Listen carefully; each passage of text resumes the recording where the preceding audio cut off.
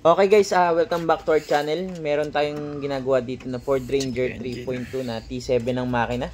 Bali, ang problema nito is limp mode. Papakita ko sa inyo dahil ito nag-check engine. Siguro a month ago na, hindi na ginagamit ni sir. Kaya pinadiagnose sa atin after scanning. Yan, makikita natin dito kung ano yung naging root ng problem. Kung bakit nagli-limp mode. Turbo yan dito boost, makikita natin control position, fault code niya about sa turbo system ngayon. more on turbo. Ito nagkandak tayo ng policy scanning para makita din yung reading ng ating start mo kay check natin yung actuator. Pero dito nagpa-start din tayo para makita natin kung okay ba yung actuator niya. Visual check tayo dito sa mismong turbo para kung nagalaw ba talaga yung actuator natin, kasi minsan dyan talaga nagkakaproblema. Visual check ko kung okay ba to.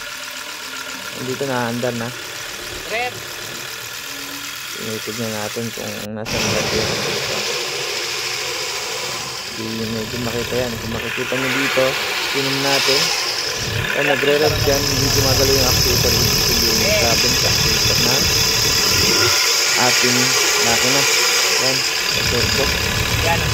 Bale dito, bibilan pa ng pyesa to.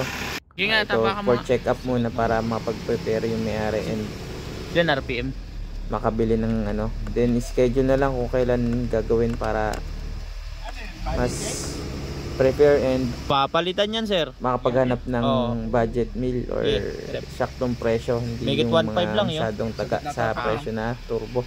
And thank you guys at yung pyesa sir panonood.